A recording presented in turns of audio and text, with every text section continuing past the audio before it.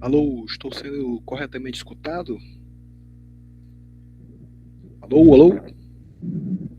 Ok. Então, bom dia, pessoal. Obrigado por me terem aqui.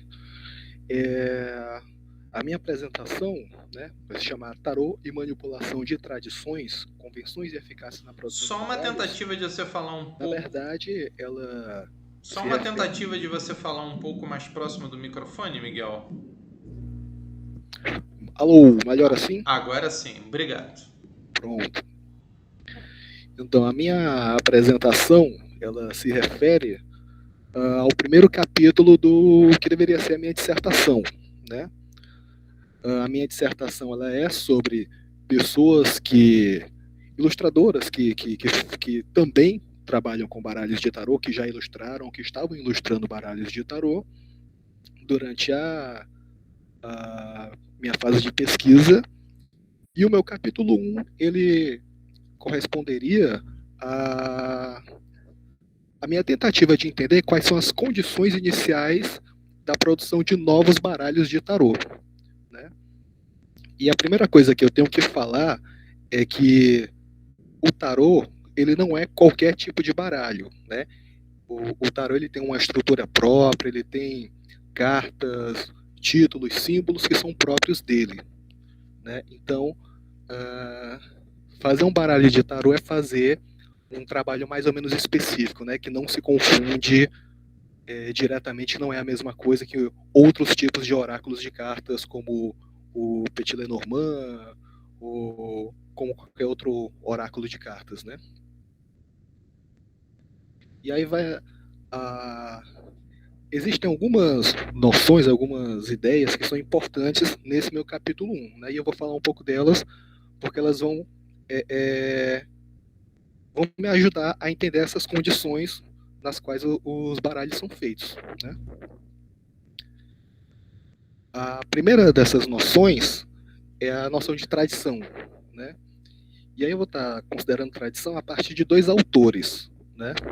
Um vai ser o Barr, considerando tradições como correntes que persistem ao longo do tempo, correntes de tradições culturais que persistem ao longo do tempo, né? Mas essas correntes elas não são imutáveis, né? Elas vão se reatualizando conforme é, novos elementos vêm à tona ou conforme elementos são modificados, né? E a outra ideia de tradição que eu estou conversando com o Barf é a tradição, segundo o Talal Assad, pensando naquela coisa da repetição, né? A repetição pela disciplina. Todos os dias, todas as vezes que se evoca elementos da tradição, repetir, né? E fazer com que ela se vivifique através da pessoa, das suas relações, dos seus atos, né? E é, por que essa noção é importante para mim? Porque eu vou estar considerando que um baralho de tarô ele faz parte de continuidades simbólicas, né? Então aqui do meu lado esquerdo eu tenho dois baralhos, né, dois exemplos de cartas de baralho de tarô que são considerados clássicos, né? Um é a carta do louco do tarô de Marsella, o outro é a carta do louco do tarô do Rider-Waite, né? Rider-Waite-Smith, na verdade. E do meu lado direito eu vou ter outras duas cartas que são baralhos mais são baralhos contemporâneos, né? Um é o meu tarô da Cecília Ramos, que se eu não me engano ele veio ser publicado em 2025, e o outro é o Grog the Frog tarô de uma ilustradora, ela é espanhola, acho que atualmente ela está residindo na Tailândia, é, que é também um projeto autoral dela, né? Mas existem elementos que eles se perpetuam no tempo. Então existem elementos que estão presentes na, em baralhos antigos, anteriores, como dos baralhos do Tarot de Marselha e do Rider-Waite, e que também estão presentes nesses baralhos mais contemporâneos. E é importante que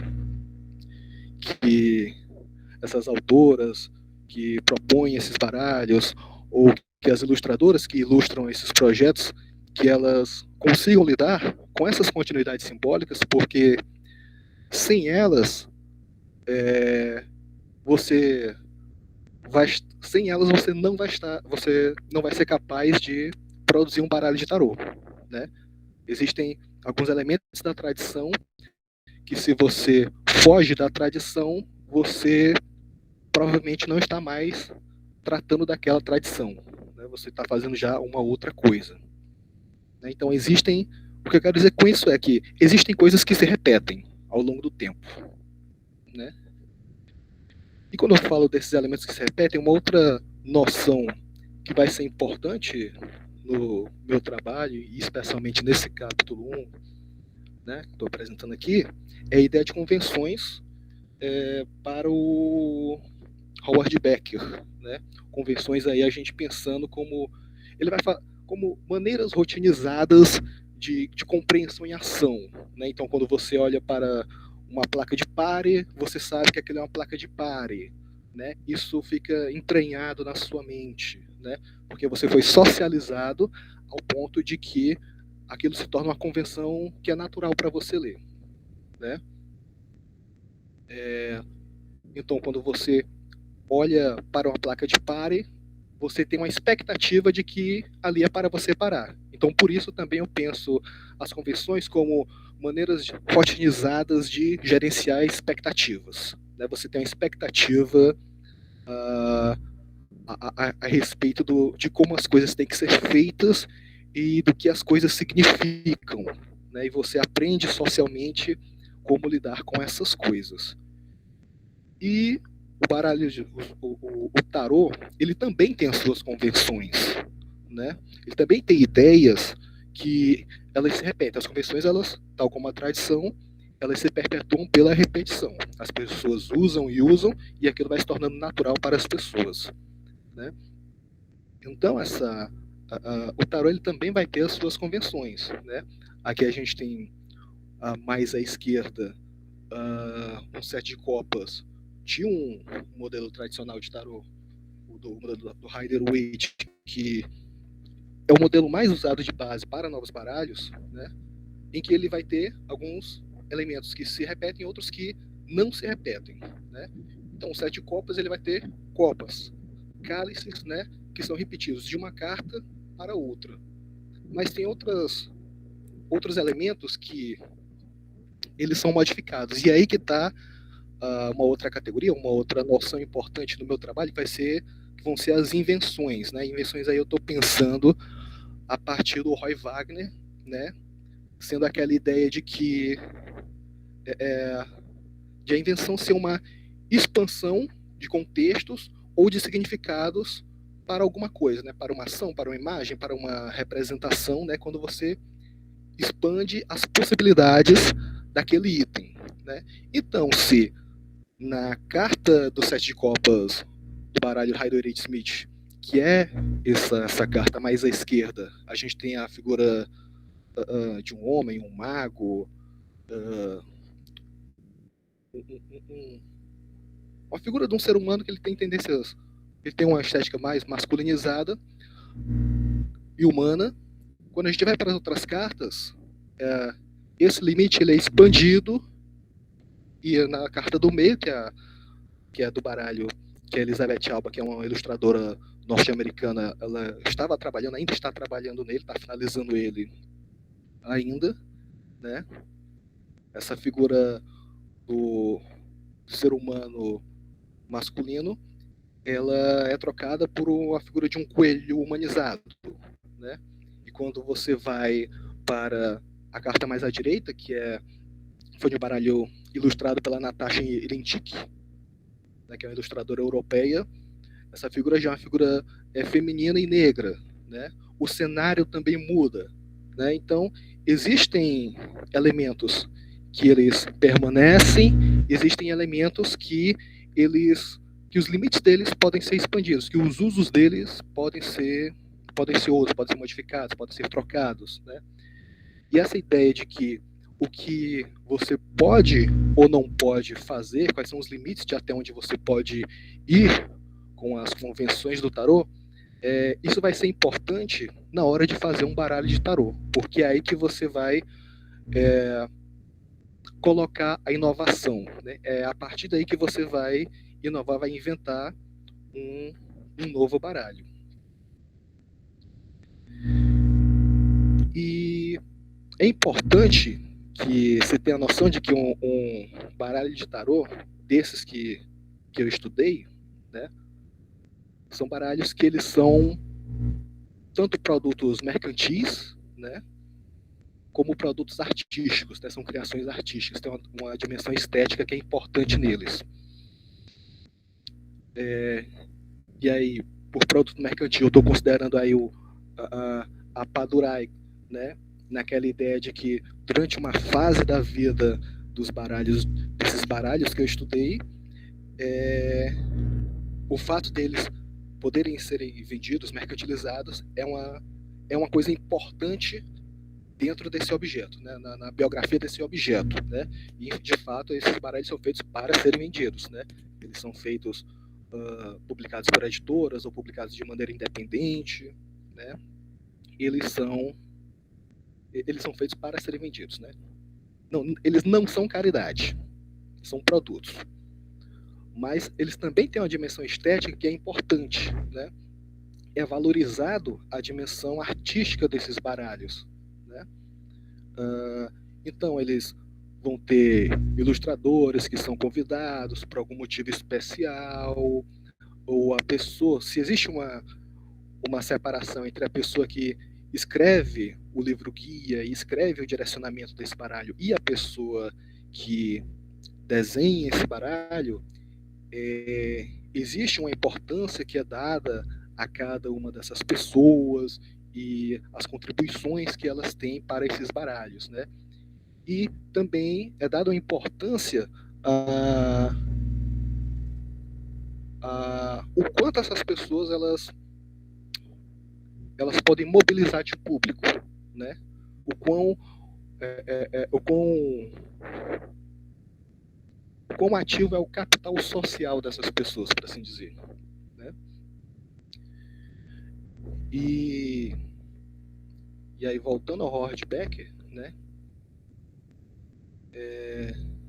É interessante, é importante notar que, embora a gente está falando aqui que uma pessoa ilustrou, mas esses trabalhos, eles nunca são trabalhos feitos totalmente por uma pessoa, né? A artista, ela é um elo dentro de uma rede, né? E para pensar na ideia de redes do mundo da arte do Roger Becker, né? Eles são um elo dentro de uma cadeia, né?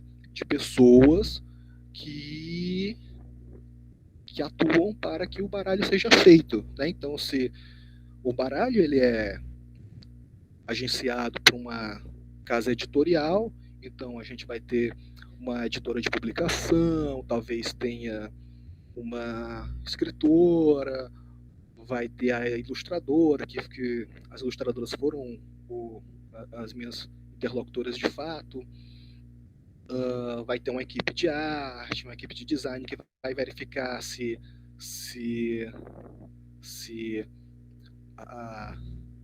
o posicionamento, se a construção, se a composição da imagem está correta, tá trabalhável para a impressão, né? Vai ter um outro time que vai pensar no release, vai ter um time de marketing, vai ter gente que vai gerenciar a entrega, a venda e, claro, vai ter o público também, né? Então, a ilustradora ela é um elo dentro de uma rede que faz parte da biografia desses baralhos, né? E também quando mesmo o produto mesmo baralho que é feito de maneira independente, ele também é feito ele também tem uma dimensão coletiva, porque esses baralhos independentes, na maior parte das vezes atualmente, eles são projetos, pelo menos parcialmente financiados coletivamente no Catarse ou no Kickstarter, né? Então, o público aí é uma dimensão importante. Só existe porque tem um outro grupo de pessoas que está comprando essa ideia, né? ou também no caso de uma das minhas interlocutoras, ela fez um baralho de forma independente, mas ela contratou alguns designers para ajudar em alguns aspectos. Ela tinha também uma produtora que ajudava ela no controle de como era feita a qualidade da impressão, né, na gráfica em que o baralho dela foi rodado. Né? Então, é importante que se note que essas tradições, que essas convenções, elas acabam passando pela mão de muitas pessoas. Né?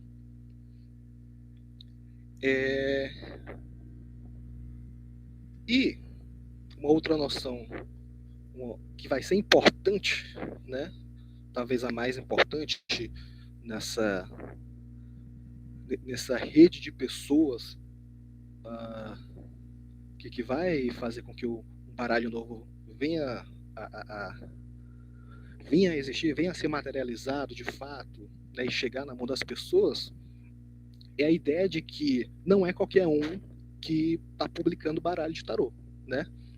Não é qualquer um que uma editora vai chamar para ilustrar, que vai chamar para ilustrar dentro de um projeto, né? E não é qualquer pessoa que o público vai apoiar, né? A pessoa ela tem que ter um capital social, simbólico e técnico para fazer com que a coisa aconteça, né? Então, se é um projeto através de uma editora, então essa editora ela tem um perfil de ilustradora com que ela considera aceitável trabalhar. Mas também não é qualquer um que vai para qualquer projeto. Eles procuram uma pessoa que realce o projeto, que seja que tenha uma arte, um estilo de arte, né, que realce a proposta que elas estão querendo botar para frente, né? E da mesma maneira, não é qualquer artista independente que consegue lançar um baralho, mas é um artista independente que consegue mobilizar um público através de suas campanhas, através da qualidade artística, através de como ela se vende, né? Através de como ela consegue encantar o público, né? Para que esse trabalho ele ganhe a luz do dia, né? E aí daí que vai surgir uma categoria nativa no meu trabalho, que é a categoria da voz, né? As pessoas, as ilustradoras, elas falavam muito da voz como sendo uma coisa importante, né? A ilustradora tem que ter uma voz que combine, que reforce a voz da escritora.